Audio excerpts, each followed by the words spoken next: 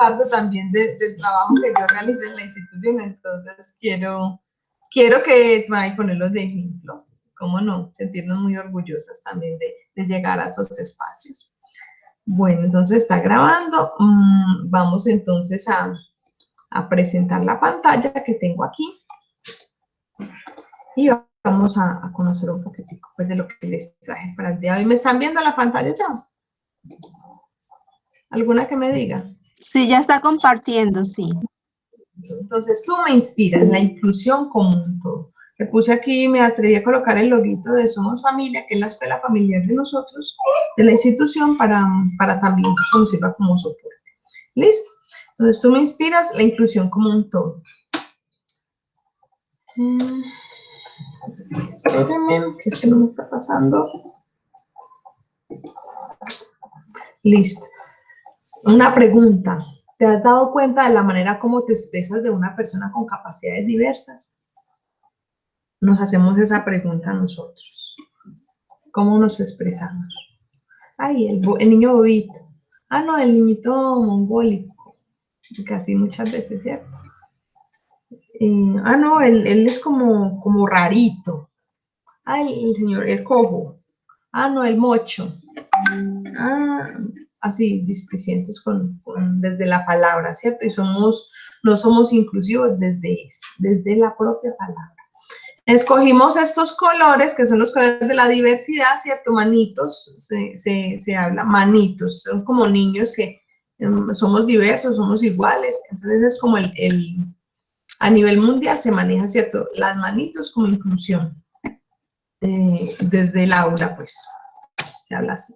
Bueno, ¿y quién es una persona con discapacidad? Vamos a hablar desde el tema de discapacidad. ¿Se acuerdan que hace 8 días veníamos trabajando y que alguien recuerde que de qué año más o menos para acá se vino trabajando la inclusión? Llegó ese término. Por ahí vimos un video, no sé si fue un video, que hablaba sobre eso. ¿Alguien se acuerda? Bueno.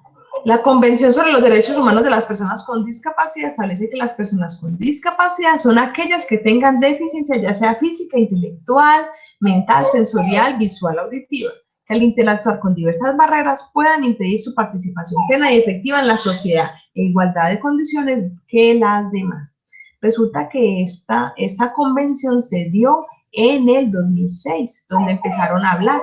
La pastora me acuerdo que me dijo, bueno, ¿y desde cuándo se empiezan a hablar de la discapacidad como sí? Mire que no estamos hablando todavía de las otras personas que se empezaron a unir, como fueron las personas afrodescendientes o la comunidad LGTBI, creo que se dice así, que también se aprovecharon de esa circunstancia, entonces también dicen, no, necesitamos, si es una sociedad inclusiva, nosotros también ahí, porque no cabemos en ningún otro lado. Entonces empezaron también a meterse ahí los desplazados.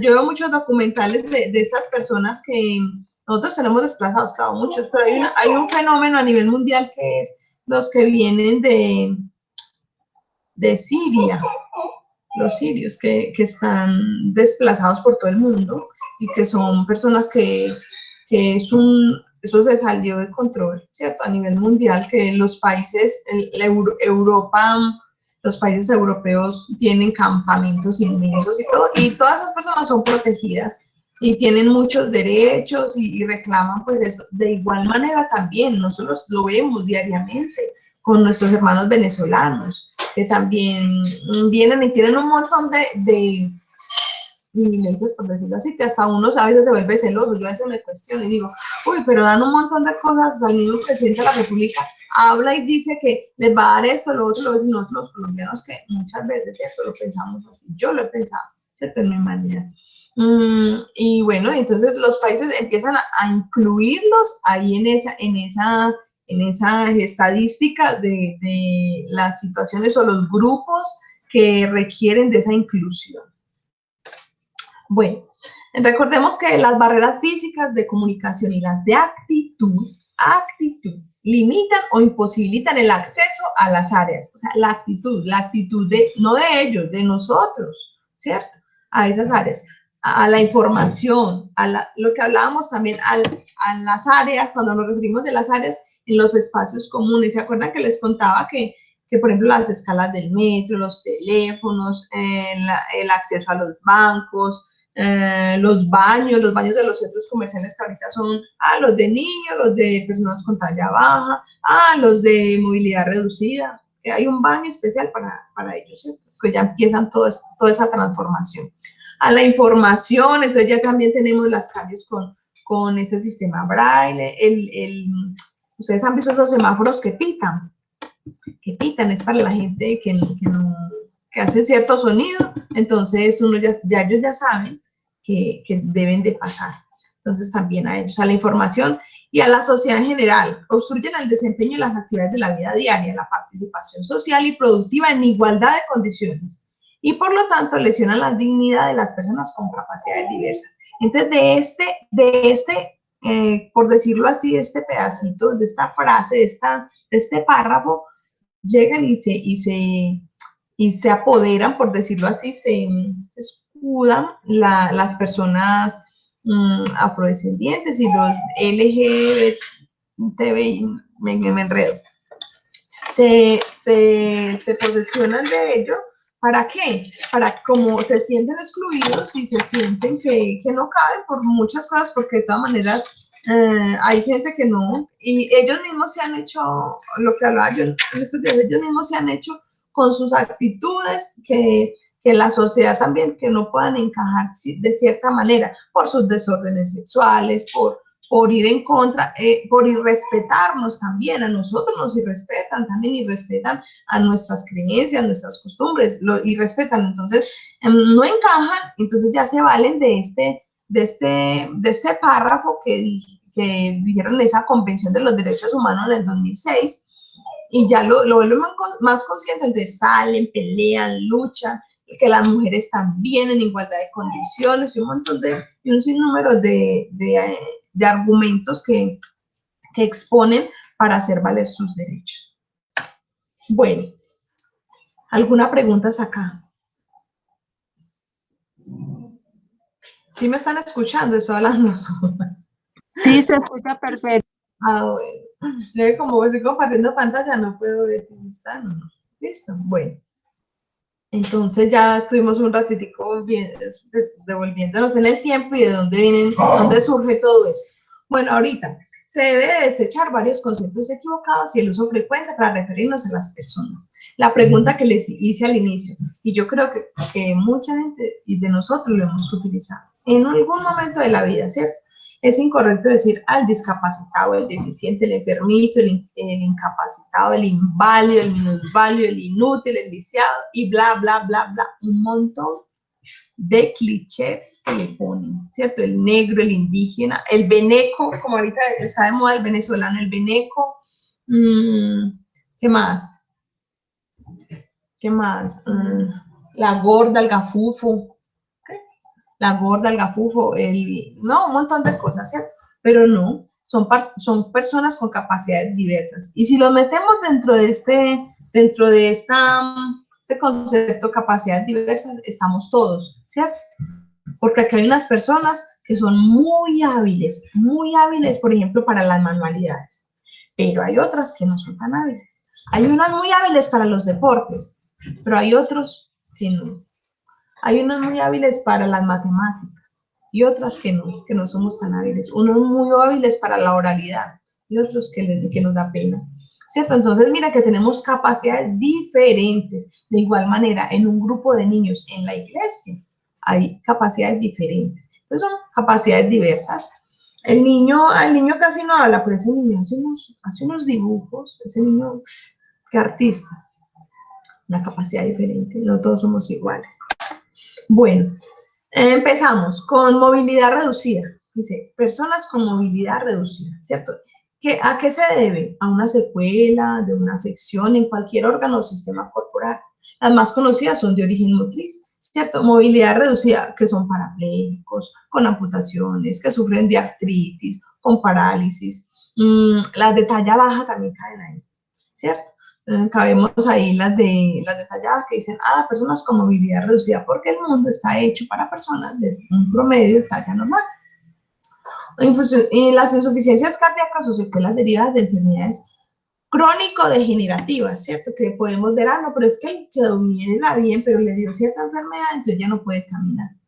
Anterior, y vea, siempre hemos visto este logo, ¿cierto? Este logo lo vemos en muchas partes. Resulta que este logo, ¿de dónde nace? Lo asociaban siempre a los hospitales, a los colores de los hospitales, blanco con azul. Y por lo general, cuando tenemos alguna persona o algún espacio diseñado para ellos, ponen ese logo con esos colores. O la carretera, los parqueaderos que han visto ustedes en los centros comerciales o en los espacios así, no, ese espacio no lo podemos utilizar, sino las personas que tienen movilidad reducida se pueden parquear ahí, ¿cierto? Mucha gente conchuda llega y se parquea ahí cuando hay otras personas que sí lo necesitan, personas de movilidad reducida. Y por lo general son cerca a las rampas, a los ascensores y todo eso. Y entonces este fue como el logo y los colores del logo que se dan, pero a partir de que lo asocian siempre con los hospitales. Bueno, ¿y cómo le hablaríamos nosotros a una persona de movilidad reducida? ¿Ustedes qué creen? ¿Cuál sería la mejor manera de tratarlos? Primero, alguien que me diga. Por ejemplo, que llegue alguien en silla de ruedas o en, no sé, o en muletas, o para hablarle, ¿cómo sería? Como yo me dirijo a ella. Primero que todo, pero me imagino yo respetuoso, ¿cierto? Pero ¿cuál sería mi posición o mi postura corporal? ¿Qué creen ustedes? ¿Aló? ¿No me dejen sola?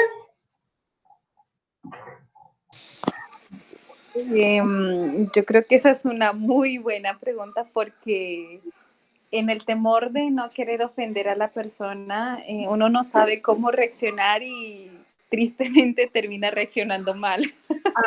O a mí me ha pasado que como no ser imprudente, pero es inevitable que uno como, o sea, no sé cómo prestarle la ayuda. Entonces, para no hacerle sentir mal, si se exagera en ayudarlo, o le ayudo, le colaboro, le muevo o no, la verdad es complicado. No se sabe si eso le puede ofender o no. Así que hay una muy buena pregunta que queremos que te responda. Lo primero que todo es una muy normal, de manera respetuosa, como siempre somos. Yo creo que eso debe nacer de nosotros. Si nosotros conocemos de Dios, debe haber ese buen trato y ese amor hacia el prójimo en nuestro ser, en nuestros corazones y desde la palabra, ¿cierto? Pero ¿qué postura debo tomar? Yo debo tomar una postura cómoda. De igual manera, yo voy a charlar con una persona que está en silla de ruedas. Entonces, la persona me tiene que mirar porque está en la silla de ruedas, tiene que alzar la cabeza. Entonces, no voy a hacer eso, voy a buscar una silla, me pongo a la altura de ella, lo miro a los ojos. Bueno, voy a hablar con un niño. ¿Cómo hablo yo con un niño? Igual, ellos son de movilidad reducida, pero mire, están en una silla de ruedas o están en unas muletas. Bueno, supongamos que estén en unas muletas. No, lo trato normal, no le voy a tocar las muletas. Un niño sí lo hace, pues un niño por lo general siempre va y toca y son curiosos y le mueven la muleta y todo, pero nosotros no tenemos ni por qué llegar a abordarlo y decir, venga, con la muleta, venga, no, esperemos a que ellos den el primer paso y que ellos mismos expresen. Cuando estamos con una persona en silla de ruedas, entonces si vamos a hablar, buscar una silla o algo que me pueda ayudar y que pueda estar cómoda y que pueda tener un diálogo directo a los ojos, ¿cierto? Mirándolo y de una manera muy natural y de una manera muy respetuosa. Bueno, deficiencia visual. Es la alteración de la agudeza visual, campo visual, visión de los colores o profundo, que determina una deficiencia de la agudeza visual y se clasifica de acuerdo a su grado. Puede ser ceguera o baja visión, o pueden ser personas daltónicas, ¿cierto? Que muchas veces no veo bien los colores, también eso es una de las que encaja aquí entre las deficiencias visuales, ¿cierto? Sin embargo, ellos ven perfectamente, pero ven a blanco y negro. Bueno, entonces una persona con deficiencia visual también nos ha pasado, yo creo que a cualquiera esperar a que ellos nos pidan ayuda, acercarnos, hablarle, nunca tocarle el bastón, porque ese es el guía de ellos tienen varias alertas, ¿cierto? Y nos pueden hablar a través de ellos, debemos de conocerla, cómo está su bastón al momento, por ejemplo, de pasar una calle, si, por lo general ellos solicitan ayuda cuando la necesitan. A mí me ha pasado, o alguno que esté en un semáforo, no sé si ustedes lo han vivenciado, que llega y le pone la mano en el botoncito que hay, y uno quiere, o de concho, he visto mucha gente que hunde la mano para pasar, que hunde el botón, que porque así se frenan los semáforos, y eso es falso. Los semáforos no se detienen para que una persona con deficiencia visual pase. Y eso lo creíamos, yo lo creía, yo creía que en un diente ese botón se paraban los semáforos para poder pasar rápido. No, se activa la alarma porque ellos son ese sistema inteligente y empieza el sonido diferente y ellos lo reconocen. Entonces, ¿cómo tratarla? Nunca le vamos a tocar el bastón. Le vamos a ofrecer ayuda de manera respetuosa, de una manera como no nos puede ver, ¿cierto? Le podemos ponerle la mano en el hombro, diciéndole estoy acá, y ya hablarle de manera, pues, que sea respetuosa, y que si él necesita ayuda, no la pueda expresarlo. Y también hay otra manera, nosotros como profesores, pues ya sería aprender braille, que ese es el lenguaje de ellos, el braille, para la escritura, el lenguaje escrito, el braille, o para leer. ¿Listo? Bueno, deficiencia auditiva. Cuando la pérdida es superficial o moderada, se necesita el uso de auxiliares auditivos. Ustedes han visto esos niños que tienen, las personas que tienen implantes cocleares, para poder, eso a través de una cirugía o a través de un procedimiento pequeño, se lo instalan para poder ellos escuchar un poco más.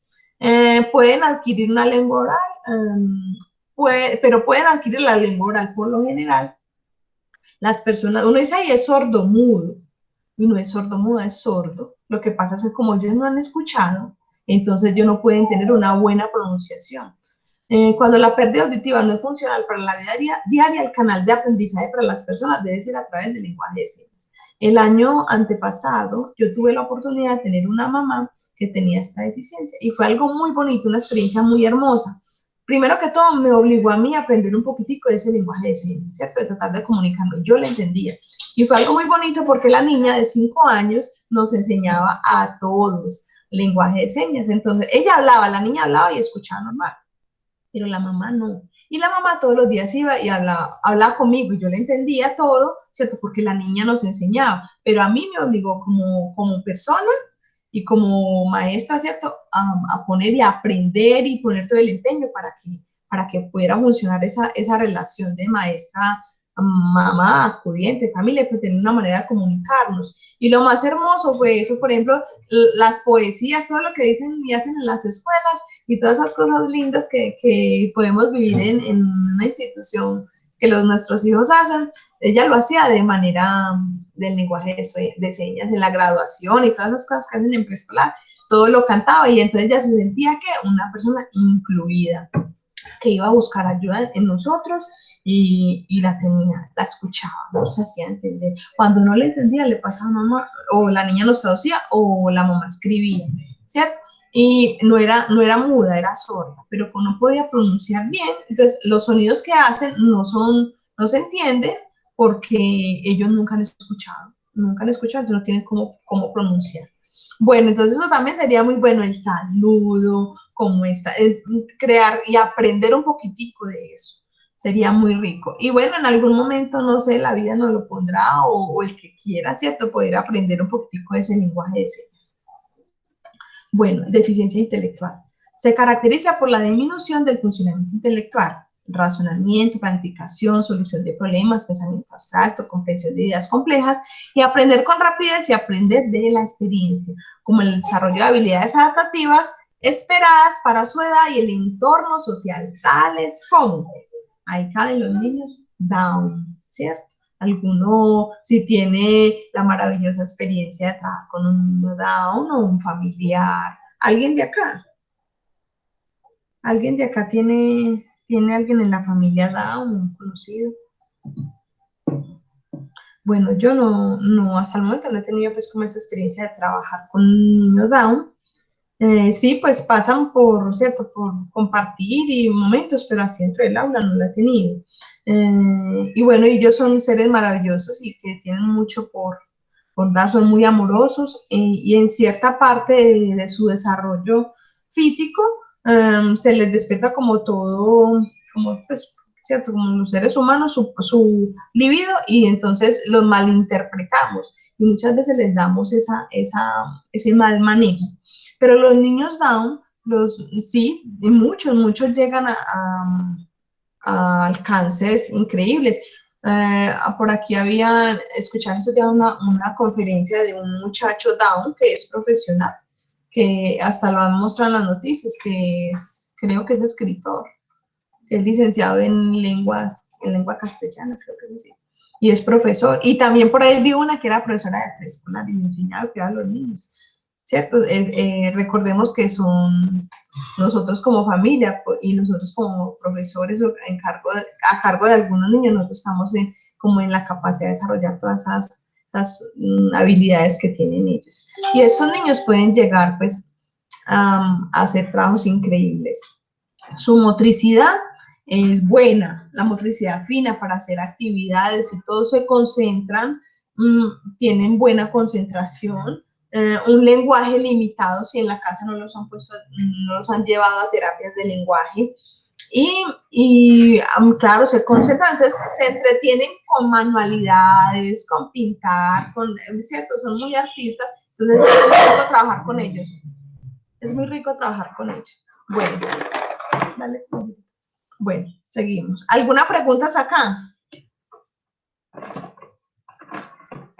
Hola. Alguien que me diga pues algo.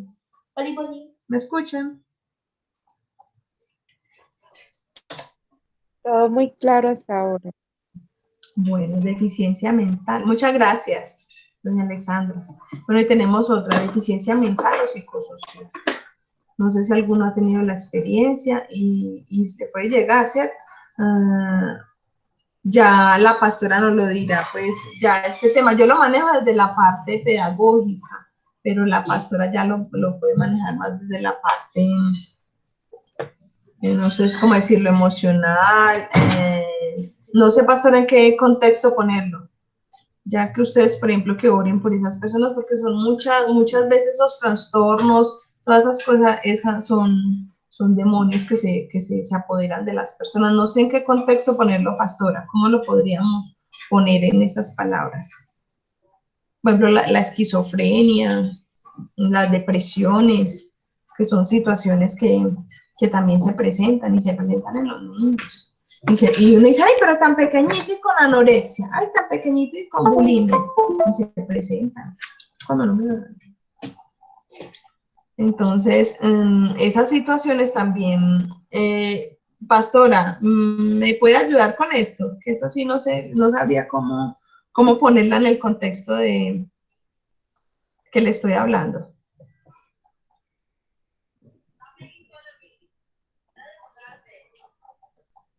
Bueno, ¿sí me están escuchando? Sí, Diana, te estamos escuchando. Bueno, entonces... Diana, yo quería participar de pronto un poquito pues en la clase y la verdad yo siento una profunda admiración precisamente por las personas que tienen esas capacidades especiales, capacidades diversas, porque uno viendo de pronto que uno supuestamente tiene todas las capacidades como una persona que llamamos comúnmente normal y realmente nos limitamos a hacer muchas cosas que las podríamos hacer. Y yo me sorprendo cuando veo una persona con una capacidad diferente, cómo nos sorprende en cómo se atreven, cómo se esfuerzan, cómo hacen para mejorar cada día y uno tal vez en el temor no se atreve a hacerlo. Entonces, para mí es una admiración de todas esas personitas que dice uno, pero ¿cómo lo hacen? ¿Cómo tienen esa capacidad de desarrollar el oído si no ven y todo lo perciben? ¿Cómo se mueven en el entorno, en el ambiente de una manera tan natural, tan fácil? Y que de pronto nosotros con la capacidad visual, auditiva y todo, y nos limitamos. Entonces, para mí es una admiración especial para todas esas personitas. Y lo de Down también me parecen unas personitas tan especiales, no, toda mi admiración para ellos definitivamente. Es un tema muy, muy, muy especial. Y yo creo que Dios nos ha dotado a nosotras de mucho amor para tener la paciencia, para tener ese trato con los niños y más que todos estos niños que requieren tanto afecto y tanta comprensión dentro de un espacio, ¿cierto? Bueno, muchísimas gracias, doña Alexandra. Bueno, y bueno, no se considera la discapacidad como solamente como una condición médica, sino más bien como el resultado de la interacción entre las actitudes negativas de quién, de nosotros, del entorno, ¿cierto? Porque nosotros somos excluyentes. Así digamos que no, en muchas actitudes somos excluyentes, nos restringimos de muchas cosas con el otro, ¿cierto? Y recordemos que está en nosotros, en reconocer todas esas habilidades que tienen los niños y las niñas, que somos diversos, somos distintos y somos iguales, lo que les hablaba ahorita. Y miren lo que nos muestra aquí la imagen. Una maestra en un aula de clase, ¿cierto? Cualquiera, puede ser Laura, ¿cierto? Laura en la iglesia con los niños. Entonces aquí está en la morenita, está el que tiene el movilidad reducido, está el despistado que no para bolas, está, ¿cierto? Que no entiende, está el que casi no habla, están un montón de situaciones, está el niño extranjero, está el que todo lo quiere mirar, el que no se concentra. Hay muchísimas situaciones que se pueden presentar, pero nosotros tenemos que tener esa capacidad de manejar. Les cuento una cosa, yo tengo un grupo de 33 niños en el preescolar. Y en esos días que estuve, ¿cómo se llama esto? Alternancia. Estuve 3 semanas en alternancia, pues tuve la oportunidad de conocerlos y estar con ellos dentro del aula. Tengo 5 niños. 5 niños es muchísima población dentro de un aula. 5 niños que requieren de cuidados y de toda mi atención porque tienen capacidades diversas. Y no cualquiera. Tengo uno que tiene un autismo severo, dos, una niña y un niño con autismo severo, ¿cierto? Diagnosticados y todo. Recordemos que nosotras no diagnosticamos, que diagnostica es un médico, ¿cierto? Nosotros no podemos decir, ay, nosotros ¿qué podemos hacer? Podemos hacer una presunción, podemos observar, el niño tiene esto, el niño es difícil de manejar ciertas situaciones porque el niño no se concentra, el niño actúa de manera diferente, el niño se altera con ciertas cosas. Entonces nosotros estamos llamadas a visualizar todas estas situaciones. Y yo creo que ustedes tienen ese ojo de maestra, donde podemos evidenciar un montón, se me rió el celular solo, donde podemos evidenciar situaciones como estas, ¿cierto? Y bueno, y estamos nosotros también poner un poquitico de eso que tenemos, de ese talento y de ese amor que Dios nos ha dado para saberlos manejar. Bueno, a ver, ¿qué dice aquí? Bueno, hasta aquí llega la presentación. Hasta aquí llega la presentación. Voy a dejar de compartir y las quiero escuchar un poquitico. A ver,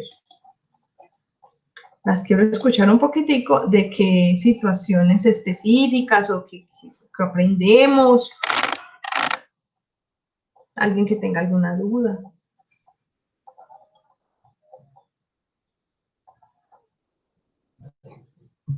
La pastora se había salido. Como es una institucional, yo creo que no deja entrar. Bueno, díganme ustedes.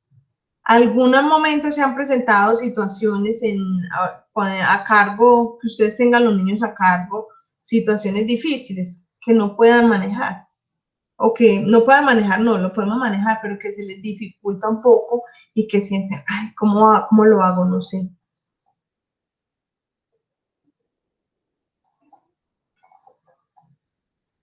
Bueno, Adriana, la otra me ha dicho algo del niño que tenía dificultades en el lenguaje, ¿cierto, Adri?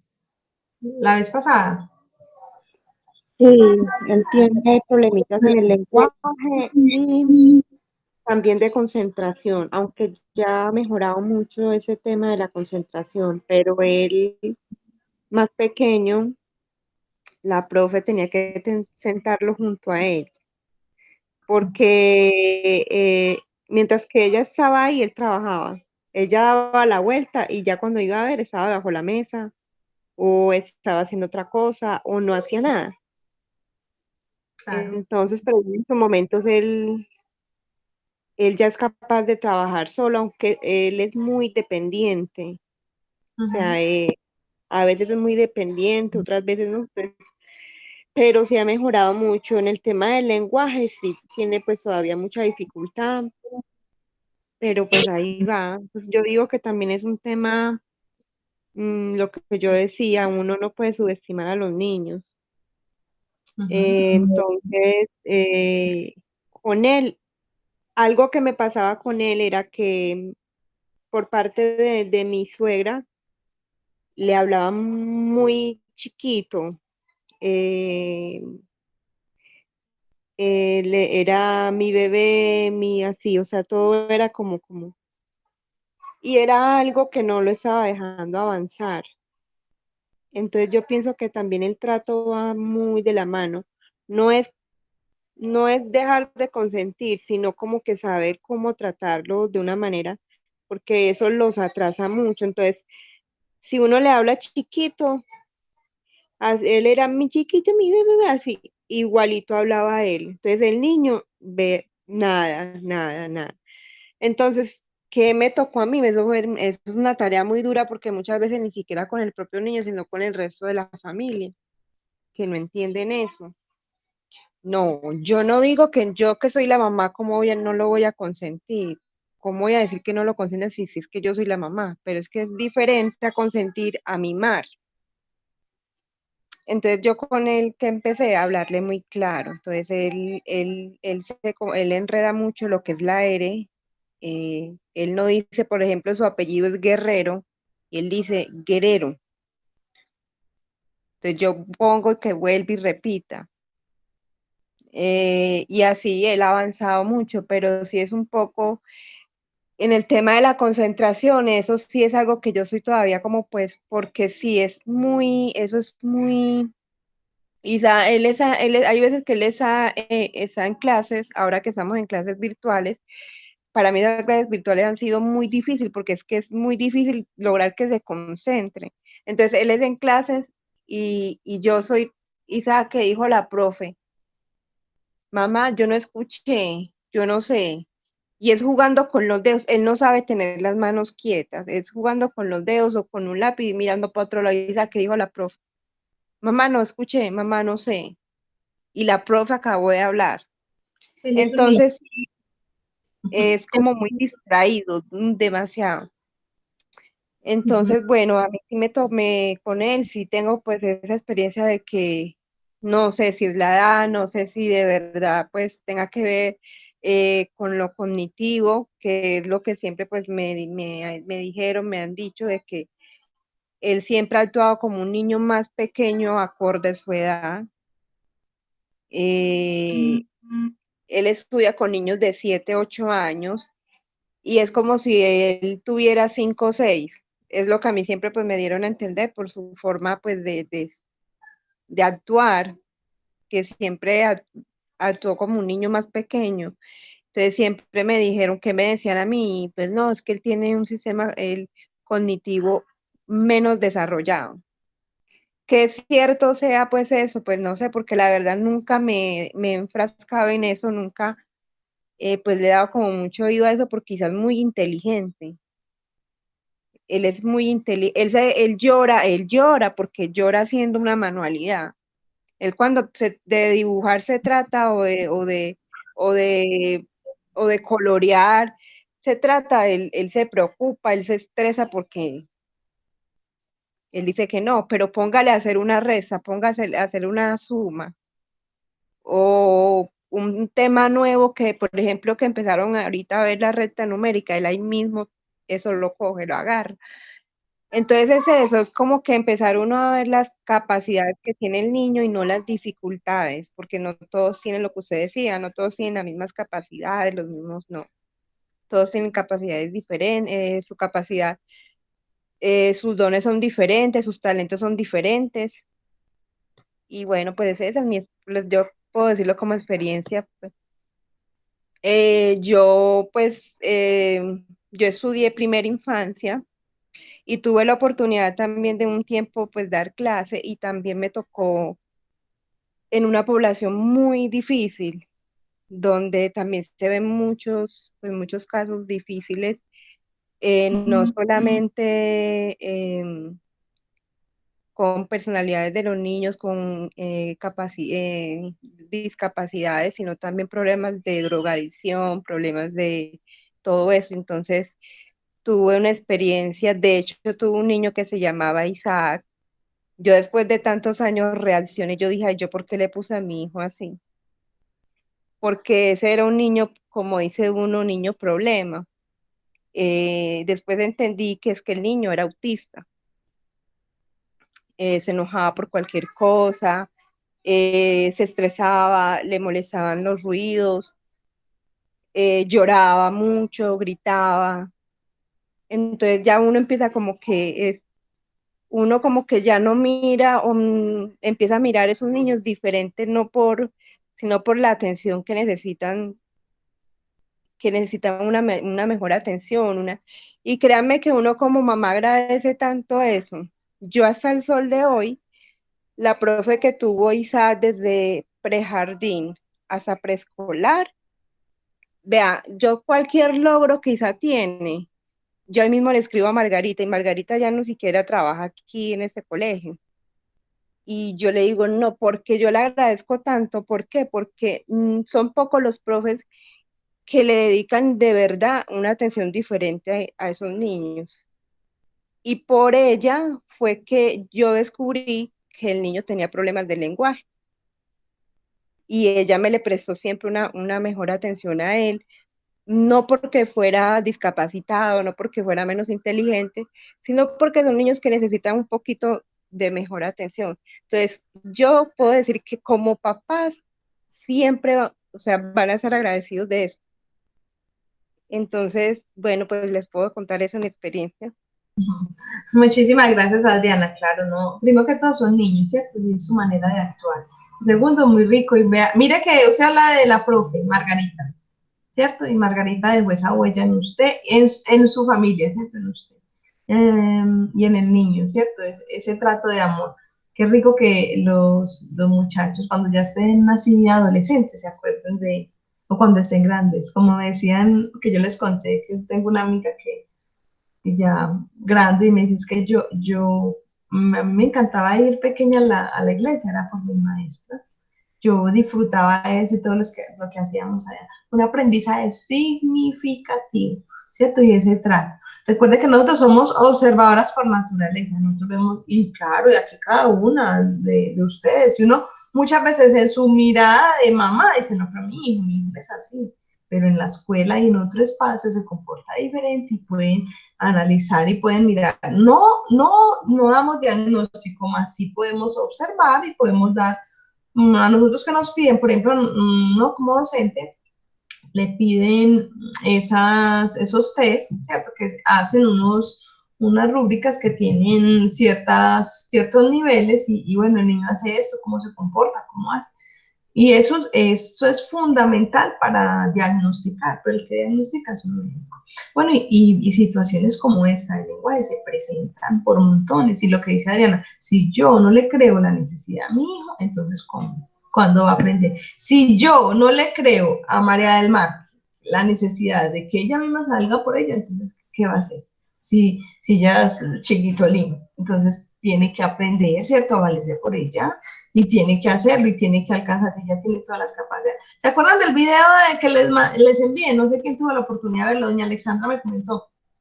Sí, lo vi, muy especial. Y también quería como intervenir en esa parte con Adriana, pues he tenido la oportunidad de tener clases con Isaac y me parece un niño muy inteligente. Él es muy participativo en las clases. Él siempre está dando su opinión, su idea y a veces, como dice Adriana, puede que se distraiga, pero uno le dice, Isaac, estamos en la clase, tal cosa, y él inmediatamente de una vez retoma como la clase, sí, pero él es un niño muy participativo, muy inteligente y siempre está como aportando también desde su punto de vista de darle a conocer a los niños lo que él siente y lo que él expresa. Entonces, para Isaac, pues yo también le tengo como una aprecio muy especial porque es un niño que siempre está atento y siempre está como dispuesto a que lo corrija. Y estando pues en mis clases no se ha enojado ni mucho. Una vez sí tuvimos, pero hace mucho tiempo con Adriana, con algo que pasó de unas ovejitas, pero ya él entendió y todo, pero es como el proceso de los niños. Pero él sí se concentra en la clase cuando uno lo estaba motivando. Entonces, ahí está, un saludito y un abrazo muy especial. Gracias, doña Alexandra. Sí, y son niños, hay que dejarlos ser. Y pueden hacer su pataleta, no pueden hacer la tarea, no quieren hacer la tarea. Hay niños que son muy buenos y un día dicen, no, no quiero, es que no prepara. Ah, bueno, mi amor, ¿y qué te pasa? Pues vamos a ofrecerle traspaso, no lo vamos a atacar. Dígalo, dígalo, hágalo, hágalo. No, démosle su tiempo. Como yo les digo a las mamás que son del preescolar, les digo yo, a su ritmo. Hay mamás que me dicen, profe, no he terminado de hacer la guía porque el niño no quiere. Y entonces yo digo, ¿qué voy a hacer? Pues al ritmo de ellos. ¿Por qué? Porque se sienten aburridos en este encierro, porque les gusta más estar en la escuela que estar haciendo a través de una pantalla, porque no es fácil, ¿cierto? No es fácil ni para uno como docente, ni para un niño que quiere estar jugando, saltando, compartiendo, disfrutando, estar pegado de un computador, recibiendo a otra persona que ni siquiera le pone un abracito. Entonces los niños son no muy de contacto, muy de, lo estás haciendo bien, yo te escucho, qué te pasó, de paciencia, de observación, de ver, de actividad. No se concentra fácilmente, vamos a poner varios, vamos a tratar diferente, pues que lo vamos a incluir. Samuel es un niño de mi salón, el que yo digo que tiene autismo severo. Samuel no se concentra. Samuel 5 minutos y ya yo me siento con él, trabaja 5 minutos, odia el colbón, la pintura, y yo a veces de maldad lo pinto, a veces le echo el colbón, todo. Se lo pongo y él se enoja en un momentitico, pero vuelve y trae lo suyo. Si vamos a bailar, él baila un ratico y se distrae en otra cosa, pero lo incluyo, ¿cierto? Venga, hagámoslo aquí. Yo sé que con él se trabaja diferente, sé que él requiere de mí, entonces, ¿qué hago? Pongo a trabajar el resto del grupo y voy y le dedico tiempecito a él. Venga, para que hagamos esto, venga, y lo invito a esto. Trabajamos diferente, son muy visuales. Los niños ya me olvidó, con autismo son muy visuales y tenemos que, y los niños leen imágenes, no solamente los autistas, los niños normalmente leen imágenes. Yo se lo coloca a un niño un libro de muchas imágenes, el niño voltea las hojas y dice todo lo que está pasando, ¿cierto? Y se inventan cosas y dice que aquí, y niño, he visto por ahí videos en las redes que son niños de 2 años y leyendo lo que está pasando, los niños leen imágenes, son niños muy visuales, entonces. Ahora que usted dice eso, Sophie, ella coge las Biblias porque yo las tengo. Ahora que usted eso, pues me da risa porque es que ella se sienta, yo tengo un libro que les regalaron a ellos, es este. Entonces, obviamente, ella no sabe leer. Entonces ella se sienta y me dice, mamá, espera que yo voy a leer. Entonces ella empieza a pasar las hojas y ya, yo no sé, ella empieza a inventar unas historias ahí. Jesús se cayó, dice ella. Ahora vino y tomó a los niños. Entonces me da una... ella empieza a leer, ella empieza a leer todo lo que... Y yo la dejo. Y yo digo, ¿qué está leyendo? Y así no sabe leer. Pero entonces ahora que usted me dice eso, sí, ellos leen. Yo me acuerdo en una oportunidad, yo tenía una amiga que tenía, en esa época las instituciones tenían el aula de apoyo y ella trabajaba con los niños sordos. Entonces, no los incluían dentro del aula. Entonces eran aparte. Entonces me da mucha risa porque había un muchacho, porque ya era grande, cogía todos los días el periódico y el periódico lo cogía al revés. Entonces le decía, no, Mauro, ¿qué estás haciendo? Aquí leyendo. Pues como que le decían, ok, leyendo. Y de que, y me da cuenta que estuviera leyendo, me parecía precioso. Y no hablaba ni nada, pero él se sorprendía y con el periódico al revés estaba leyendo, ¿cierto? Como imitando lo que uno hacía. Y acuérdense que nosotros somos modelos de imitación. Somos el espejo de nuestros hijos y de nuestros alumnos. Los alumnos terminan pareciendo a uno. Bueno, muchachas, tenemos que hacer muchas adecuaciones. Tenemos a Samuel también, que Samuel podemos percibir muchas cosas y podemos observar muchas situaciones en las cuales Samuel se irrita por ciertas circunstancias y debemos hacer y debemos adaptar, nosotros adaptarnos a él, no él a nosotros. Y debemos hacer todos esos cambios para hacer ¿qué? Para que Samuel sienta ese espacio tan hermoso que nos ofrece la iglesia, parte de él, que se ponga contento, que se amañe, que le guste, que lo entienda, que comprenda y que aprenda. ¿cierto? Entonces, está en nosotros ponernos las pilas a trabajar en todo eso, en hacer un espacio significativo de aprendizaje, adaptarlo a todo lo que necesita. Para ello, ¿qué? Necesitamos organizar, ellos son muy visuales, entonces lo vamos a organizar muy visual, que se incluyan. Por eso le está diciendo, Adriana me está diciendo, bueno, yo propongo ir. No sé, pastora, cuando nos abra usted el espaciecito, yo necesito también que cada una pida, que ustedes como maestras pidamos foticos a las mamás para que se las imprimamos y las organicemos un espacio muy lindo. Yo por ahí tomé a los niños de Adriana, no recuerdo a quién, a Sharon y no recuerdo a quién más, a varios. Samuel no se dejó, por ejemplo, la mapera Cindy, una foto también de Samuel. Y a los que hagan falta, a los que hacen parte de la escuela bíblica, para que organicemos bien lindo ese espacio. Y no sé cuándo nos podemos reunir, el que quiera, el que pueda ir a la iglesia un ratico y adecuarlo. ¿Qué les parece? Pastora, si nos da el permiso y lo hacemos y adecuamos todo. Y cuando lleguen los niños, entonces yo también estoy ahí, lo que necesiten, y si voy a clase también la damos y miramos. También me gustaría como organizar las planeaciones, si podemos revisarlas, darles una revisadita, porque todo debe ser pues organizado, que podamos tener unas planeaciones incluyentes, ¿cierto? Que lo necesitan, que eso es necesario. Tengo una reunión a las 8 con la rectora, entonces ahorita tengo que cortar. Entonces, una planeación bien hecha, de entendible para cualquiera que vaya y si van a hacer una revisión. Entonces, recuerden que nos estamos proyectando y estamos trabajando desde ya para lo que se viene, ¿cierto? Que es grande, que el Señor lo va a hacer. Bueno, y tenerle a cada uno su carpeta, su proceso, ¿cierto? Que llevamos, y fundamental esto del diálogo con las familias, que poder tener esa conversación y todo con las familias, de lo que vamos a hacer, de las reformas que vamos a hacer, y muy rico. Miramos a ver entonces, pastora, cuando yo dispongo, no sé, cuando ustedes quieran, vamos en la tarde o en la noche, tarde, nochecita, no sé, cuando ustedes puedan, me dicen y organizamos las cosas. Por el momento necesito las fotos de los niños para que organicemos las cosas y yo tengo varias cositas que nos pueden ayudar mucho a adecuar ese espacio. ¿Les parece? Bueno, señoritas, y yo las dejo porque tengo una reunión ya. He tenido como 8 reuniones hoy. Les agradezco enormemente pues este espacio y espero pues que haya sido de mucho provecho y a la orden lo que necesiten, ¿cierto? Y nos falta la clase práctica y organizar. Entonces ya con la pastora organizamos. Se están recortando, listo. Organizamos entonces lo de la ida a la iglesia, al espacio para organizar, listo. Bueno, pastora, todo suyo para darle fin a la reunión. Excelente, excelente. Muchas gracias porque sí, ¿no? Es una temática que la vivimos nosotros en el día a día con la intención de poder